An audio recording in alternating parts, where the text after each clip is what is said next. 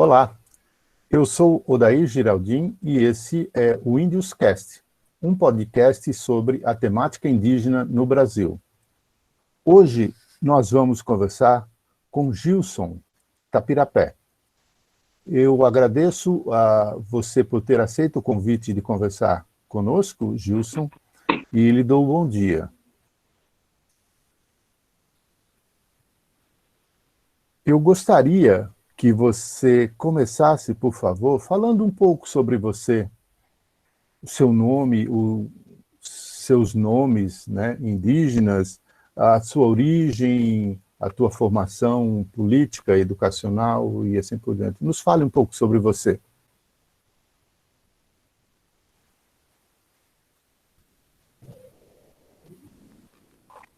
Sim. Obrigado pelo convite, professor. Fico muito agradecido.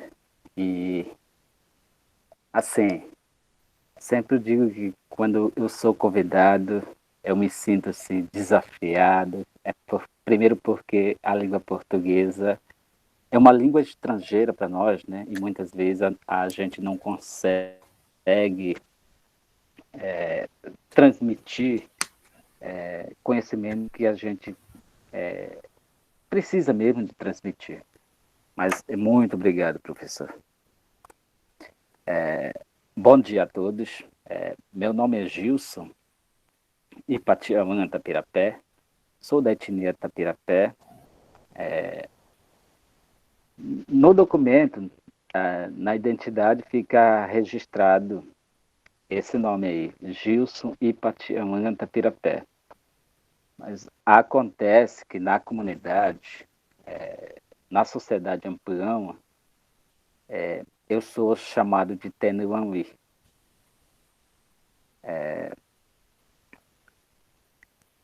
É o terceiro nome que eu uso socialmente. Isto porque culturalmente a gente muda de nome de acordo com as fases, né?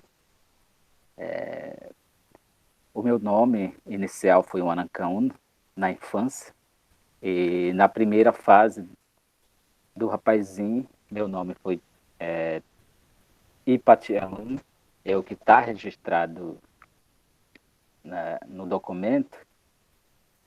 E agora, o meu nome é Tenuanui, porque eu passei de uma fase para outra, né? Quando a minha filha tornou-se moça, é a obrigação de pai mudar de nome, porque se torna mais adulto mais maduros, aliás, não adulto, mas digamos maduros. Então, o meu nome hoje socialmente é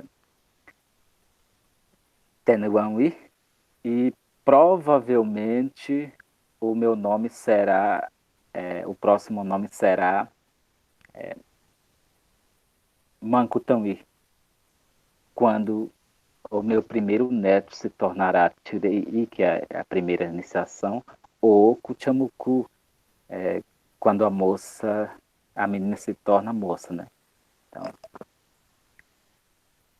bom, como fui falando, eu cresci numa aldeia Amplião, é a autodenominação do povo Tapirapé. Me criei, eu estudei, o ensino fundamental eu fiz na escola indígena Amplião, ensino médio também fiz na escola indígena Amplião, e graduação eu tive a oportunidade de fazer na Universidade Federal de Goiás. Eu sou graduado, então, na ciência da linguagem, e tive também a oportunidade de fazer especialização na mesma instituição, né, no mesmo curso, na gestão pedagógica, e fiz também o mestrado na UFG, o qual eu concluí recentemente, o qual considero o maior desafio de um indígena de estudar fora da aldeia. estudar, fazer mestrado foi um desafio. Eu costumo dizer que foi dificuldades, desafio em todos os sentidos. Entre elas, o mais difícil é se distanciar da família, da sociedade. E as alimentações que muitas vezes a gente se enjoa de alimentação que não é de costume, né? Então, são dificuldades enormes, fora a escrita acadêmica e a leituras de textos acadêmicos. Embora eu tinha feito essa duas formação, né, que é graduação e especialização, só que é a mesma instituição, acontece que são propostas de trabalho são diferentes. E nesse sentido eu falo que foi um desafio e dificuldades enormes. E o seu mestrado foi em linguística, não é isso? O mestrado foi em letras e linguística, sim. Eu queria, então, falar um pouco dessas experiências, tanto na licenciatura intercultural como na especialização. A visão que eu tive de estudar, de conhecer as coisas, são totalmente diferentes quando eu entrei no mestrado. Sempre tive essa noção, né? Pelo menos eu tinha, porque o Renato e a Rê já havia me falado que são ideias, propostas diferentes. Então, mas só que eu sempre tive a ideia de fazer mestrado, porque ainda eu tinha essa noção de que precisava ter conhecimentos a mais para ter uma visão mais ampla sobre o que no Brasil está acontecendo. Por que os povos indígenas são tratados da maneira que é tratado? Então, como a universidade trata a questão indígena? Então, a ideia era isso, de fazer mestrado junto com as turmas não indígenas. Então, entrando lá, no princípio foi assim, me senti analfabeto por não ter conseguido inicialmente ler texto acadêmico que normalmente são em inglês, línguas espanhóis. E isso aí me fez com que eu me sentisse analfabeto. Só que logo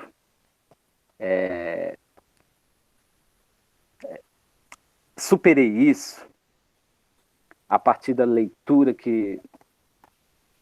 até porque eu representava o povo indígena, não representava a mim, eu representava ali o povo indígena do Brasil.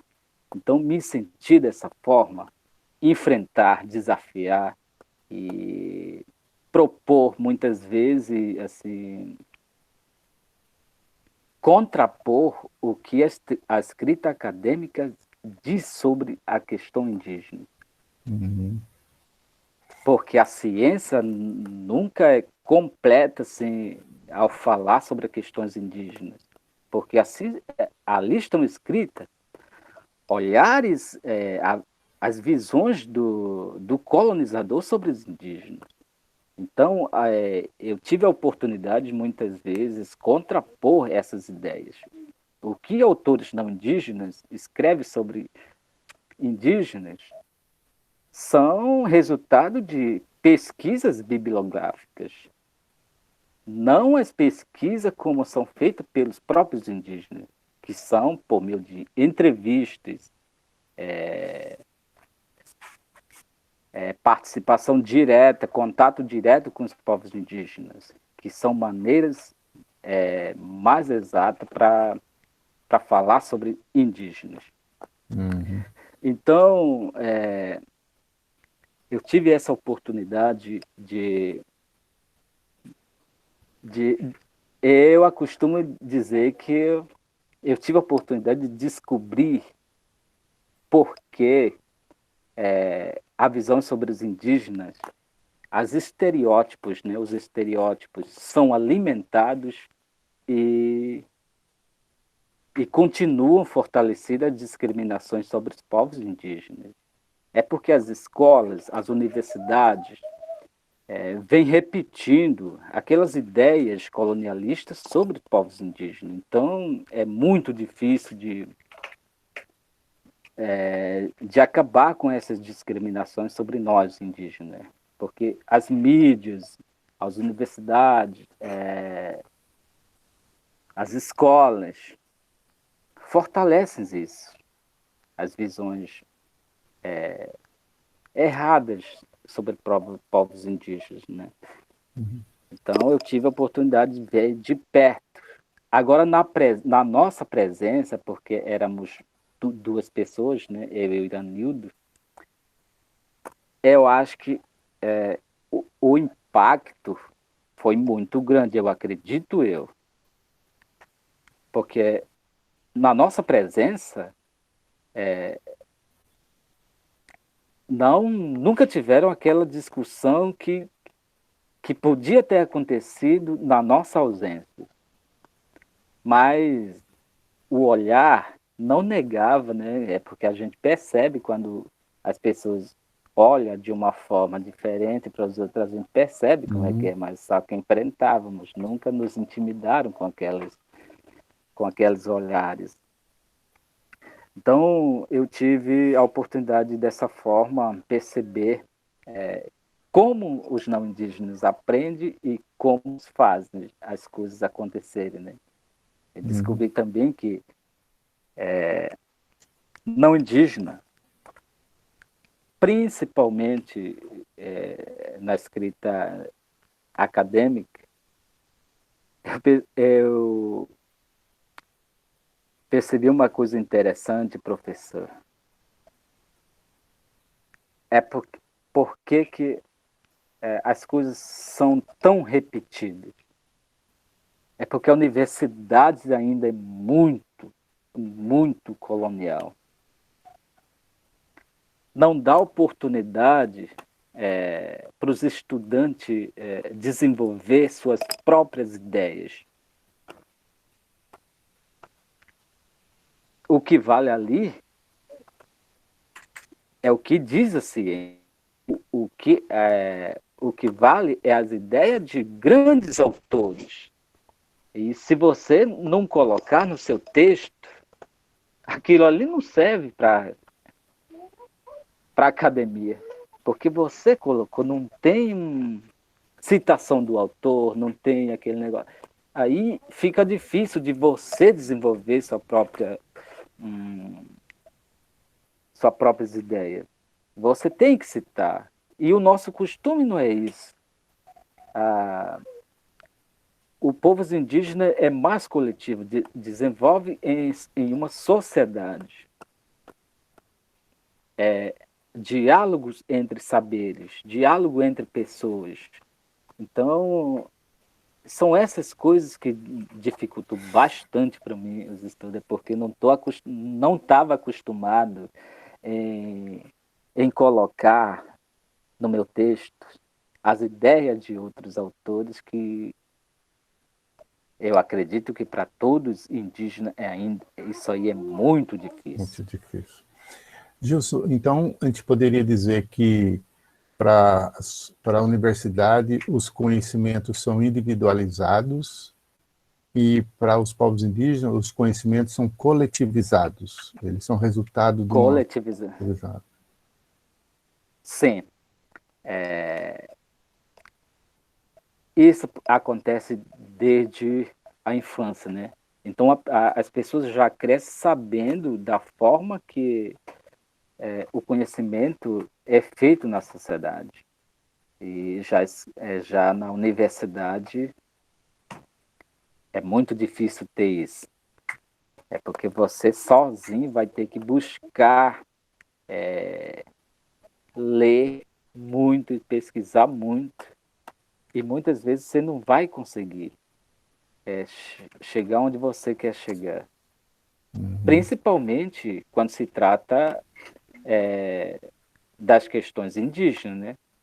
É porque são pouquíssimo de fato material assim publicado sobre os indígenas, em especial para as escolas não indígenas, porque o que ainda tem nas escolas indígenas, não indígenas, aliás, são visões de muitos anos atrás. uhum, Por exemplo, para ensino de quinta a nono ano, para as escolas indígenas, não tem material sobre indígena. O que estuda são história do Brasil. E aquela visão são muito ultrapassados. Não temos ali realidades indígenas para ser estudadas. uhum. Sim, Gilson, então, eu queria que você, aproveitando que você disse que, né, essa diversidade indígena não aparece nos materiais, né, nos estudos para as escolas não indígenas, que você falasse sobre a diversidade cultural e linguística dos povos indígenas no Brasil. bom, professor, segundo dados do censo do IBGE, hoje são 305 povos indígenas de diferentes etnias, né? Se não me engano. E são falados 274 línguas diferentes. Então, são enormes responsabilidades para nós também, né? E o Brasil tem desconhecimentos enormes sobre essa diversidade. Eu não sei como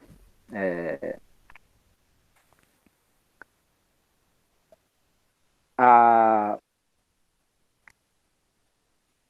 os materiais são utilizados, na verdade, nas escolas não indígenas, né?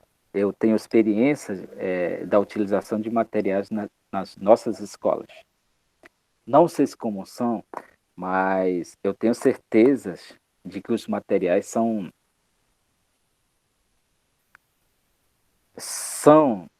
assim, que são utilizados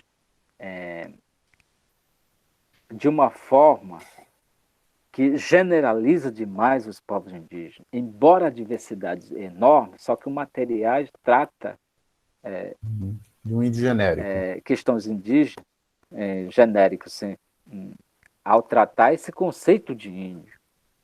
O índio, como se fosse o sol, não trabalha sobre tapirapé, não trabalha sobre savante, não trabalha sobre tapirapé, não trabalha sobre bororo, não trabalha sobre camaiurá, os cuscurus, dessa forma. Trabalha sobre índios, como se a realidade fosse uma única só, como se a língua fosse uma única língua falada no Brasil, como se a forma de educar, a forma de olhar, a forma de se relacionar com a natureza fosse uma única só. Como se a cosmologia indígena fosse uma única só. Então, o Brasil desconhece essas realidades, essas diferenças, essa forma de viver numa sociedade. Muitas vezes somos perguntados: que língua você fala? Ah, eu falo tapirapé. Mas tapirapé é tupi ou como é que é? claro, é da família Tupi-Guarani. Mas e o Chavante? O Chavante é uma língua. É língua diferente também? Claro que é língua diferente. O nome próprio já diz que é diferente, então a língua é diferente. E dessa forma, o material utilizado ao estudar sobre povos indígenas não ajuda, não tem como ajudar dessa forma. Ajuda a alimentar, sempre fortalecer a visão equivocada sobre povos indígenas. Então, as adversidades são enormes. Línguas são muitas. Então, o mundo, ao meu conceito, são diversos. Uma língua representa um mundo. Então, neste caso, a língua tapirapé é o mundo tapirapé. A língua Inã é o mundo Inã. É porque uma língua é o veículo que nos faz a conectar com a natureza. Por exemplo, ao conectar com o dono dos animais, a gente vai usar a nossa língua. Eu não vou pedir a licença na língua portuguesa para aquele dono. A pazelança é feita na língua materna. Os rituais, os espíritos com os quais a gente se conecta ao dançar rituais, são comunicados com a nossa língua. Então, eu vejo a língua não como sistema apenas de comunicação. A língua é representatividade de um mundo. É porque ela não serve só apenas para comunicar. Ela representa o mundo dessa forma. E assim, a diversidade existente no Brasil são várias. Vários mundos, né, que são aí, né, representados e expressados através dessa multiplicidade de línguas, não é isso? Sim. Uhum. Gilson, então, eu queria que você falasse como que você relaciona a questão da multiculturalidade e da interculturalidade, tanto nos seus estudos acadêmicos quanto na sua prática docente indígena. Bom,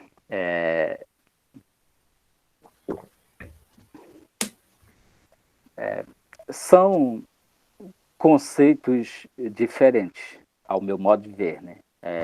Mas se assemelham ao tratar que no país, ou numa região, num lugar, existem várias culturas, né?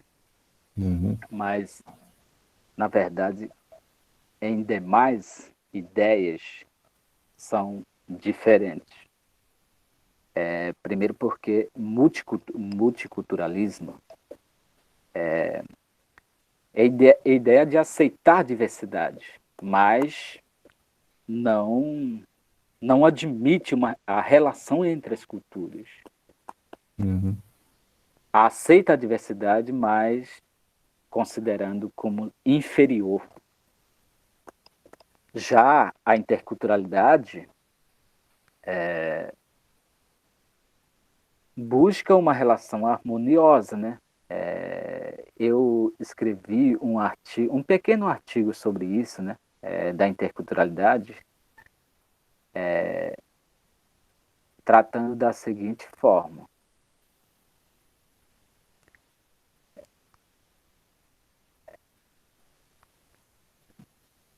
Expressa o desejo de uma melhor convivência entre seres humanos. Busca uma possibilidade de convivência harmoniosa entre diferentes culturas, na qual todas as culturas são iguais. Entre seres humanos, busca uma possibilidade de convivência harmoniosa entre diferentes culturas, na qual todas as culturas merecem respeitos iguais. É dessa forma eu vejo que são propostas diferentes.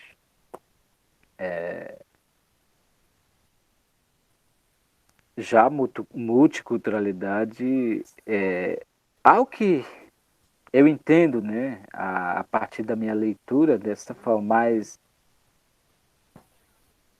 a gente descarta isso ao nosso modo de ver amplão. Porque isso aí tem a visão de dominação ainda, de aceitar, mas não admitindo a relação entre as culturas. Então, na Mas visão temos ampliama, objetivo.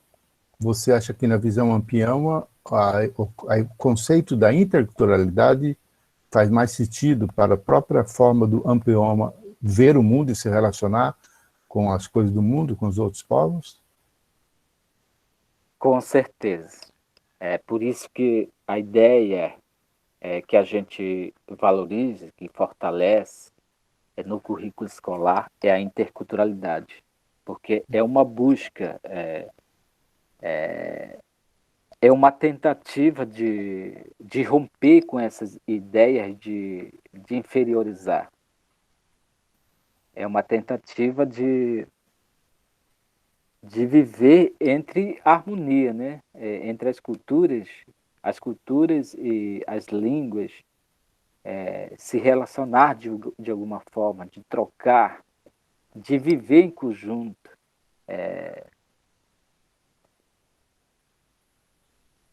Isto porque vemos que é possível de viver em conjunto, de trocar. Tanto é que temos prova disso, Inã e os Ampulamas são etnias, são povos bem distintos. As línguas são distintas, as culturas são distintas, mas trocando ideias, trocando experiências de vidas, é possível que uma cultura, que um conhecimento acrescente outro. Então, dessa forma, os Ampuyama acreditam que a interculturalidade é mais desejável para todo mundo. E você, como você acha que os não indígenas se relacionam muito mais de uma maneira intercultural com os povos indígenas ou de uma forma multicultural, como você falou? Multicultural. A interculturalidade, os não indígenas ainda não conseguem não ser entender melhor o que é interculturalidade. Eu não sei se é um conceito muito novo ou não, professor. Pela própria experiência, na universidade, na pós-graduação, eu vi que 99% que estudou com a gente, com o professor Elias, não, não teve a noção de que o que é a interculturalidade de verdade. Qual é a ideia da interculturalidade? Pouquíssima pessoa tinha ideia de o que é interculturalidade. Tinha umas três alunos que já fazia parte do curso, né? Já discutiu, já tiveram contato com os alunos indígenas na universidade, conseguiam discutir sobre a interculturalidade. Qual é a ideia? Qual é a visão de indígenas sobre interculturalidade? Então, eu vejo que a interculturalidade, a discussão sobre a interculturalidade na universidade é muito pouco, porque eu vi que nada foi fácil. Quem mais discutiu sobre a interculturalidade na pós-graduação, quando o professor Elias abordou esse tema, foi muito difícil para não indígenas. É porque eles têm essa visão de ser, né? Os Mairan têm essa forma de relacionar com os outros. Apesar que a sala era cheia de pessoas que vieram de outras origens. Só que a universidade, assim como as escolas, não consideram as diversidades existentes ali. Ela homogeneiza tudo num padrão só. Homogeneiza. Então, a universidade aceita a diversidade, só que ali é homogeneizados, não trata a diversidade como deveria. Então, as escolas indígenas em geral, dessa forma. Então, a sociedade não indígena tem mais essa visão de multiculturalidade. Já nós temos fortalecido o conceito de interculturalidade. Gilson, então me diga, o que você acha que os não indígenas ganhariam se conhecesse mais a história, a cultura e as línguas dos povos indígenas? Qual seria a vantagem, o que seria bom para os não indígenas se conhecessem mais sobre a realidade social, cultural e linguística dos povos indígenas? Bom, eu tenho o costume de dizer assim, professor. Primeiro, para mudar e para ganhar conhecimento sobre as questões indígenas, o Brasil precisa reconstruir sua história. Reconstruir materiais utilizados para o ensino nas escolas. Porque isso aí ajuda a fortalecer essas visões erradas sobre nós indígenas. Então, primeiro de tudo é reconstruir suas histórias. E as escolas, porque algumas escolas, eu acho que poucos estados brasileiros não têm povos indígenas próximos, né? Eu acho que a maior parte dos estados brasileiros tem povos indígenas ao seu redor. Então, é buscar ter contato com os povos indígenas que existem em tal estado, se é possível ou não, ou buscar ter acesso aos materiais publicados pelos próprios indígenas. Porque muitos materiais são escritos por os alunos indígenas, onde falam sobre suas realidades, sua cosmovisão, o modo de vida, o modo de olhar para o mundo, o modo de se relacionar com a natureza, tudo estão escrito. O correto é buscar ter acesso a esses materiais e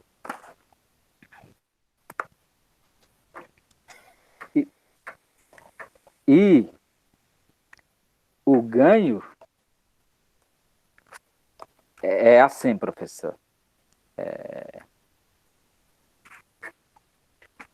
O ganho seria a importância de manter um relacionamento, a possibilidade de conviver com quem é diferente, né? A possibilidade de conviver com o outro, na verdade, com outras línguas. E assim mostrar que existe outras formas de olhar o mundo, de se relacionar com a natureza, e de que é possível essas diferenças, formas, assim, de conviver juntos, trocando entre elas os saberes, né? Então, talvez, não tenho certeza, não sei se pode também ou não, o professor possam aprender a lidar com a diversidade. Porque primeiro tem que mudar é o professor. O professor tem que saber questionar, tem que saber buscar e tem que saber inovar. Se o professor nunca tiver capacidade de questionar, de inovar sua metodologia, nunca vai mudar essas práticas. Até porque o que está escrito ali dos materiais nada corresponde com a realidade dos povos indígenas hoje. Então, a maneira correta é buscar novos materiais. Quando se trata de questões indígenas, os materiais utilizados nas escolas indígenas não servem para trabalhar fatos reais que acontecem nas comunidades indígenas. Uhum. Agora, se continuar trabalhando, utilizando esses materiais, o Brasil sempre terá essa visão sobre índio. Esses conjuntos de informações equivocadas sobre nós. E ali as pessoas vão crescer e com essas imagens na cabeça sobre índios, porque no livro se trata que o índio era canibalismo, o índio vivia pelado, vivem, aliás, porque ali está sempre daquela forma. O índio são guerreiros, o índio são assassinos, o índio são um monte de besteira. São informações que nada correspondem. Então, é por isso que muitos alunos, muitas pessoas, quando sempre a gente faz alguns intercâmbios, mas o índio não vive pelado, o índio não tem que usar cocá, o índio está usando celular agora. Isso aí é índio. Na visão dos brancos, dos não indígenas, o índio tem que estar pelado, mas se enfeitando de cocá, daqueles adornos. Só quando se trata de índio. Agora, o branco pode usar relógio de Japão ou da China, dos Estados Unidos. O branco pode usar celular de fora. O branco pode alimentar alimentação que não é de origem daqui, né? Agora, quando o índio usa óculos, já não é mais índio. Quando usa celular, já não é mais índio. Então, são imagens que os materiais didáticos transmitem. Então, os brasileiros têm então, a visão que os brasileiros têm dos indígenas é a visão que a escola passa. É a visão que muitas vezes a mídia passa. Então, o correto era fazer isso, professor. O professor tem que criar um novo olhar, uma nova forma de trabalhar. É porque, senão, nunca vai mudar. Então, Só o se recado para promover uma mudança nessa relação, nessas imagens, nessa mentalidade, o recado principal é para o professor, que ele precisa se questionar, ele precisa refletir e desejar ter um processo de aproximação e de conhecimento maior sobre a realidade indígena, diferente da imagem que é passada nos materiais. sim, e não trabalhar com essa ideia genérica, né?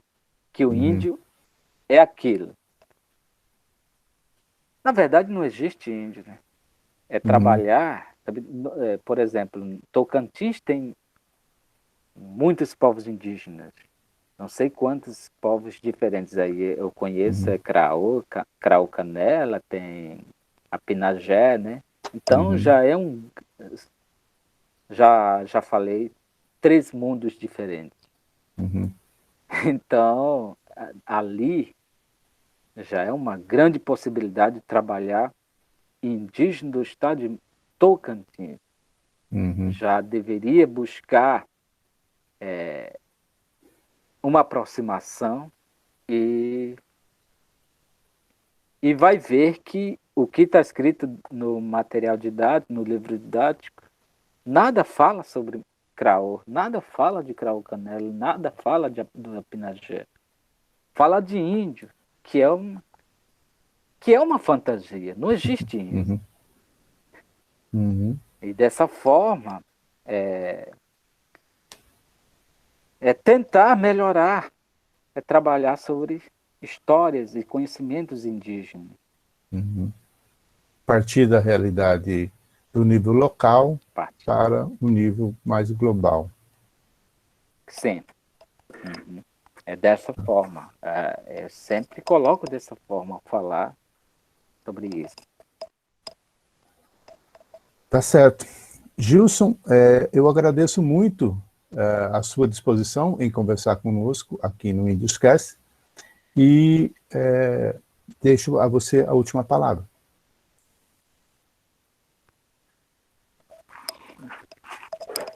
Sim. Bom, professor, eu agradeço ao senhor pelo convite e parabenizar também o seu trabalho, que é uma forma de levar aos saberes, a visões, a posição de um indígena para o mundo virtual, né? E disponibilizar aos demais pessoas que têm interesse de estudar sobre questões indígenas, né? E disponibilizar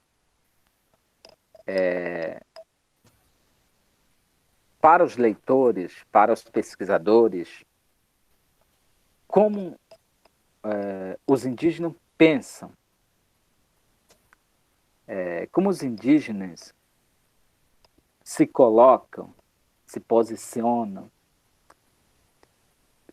ao tratar de uma questão que o país não considera como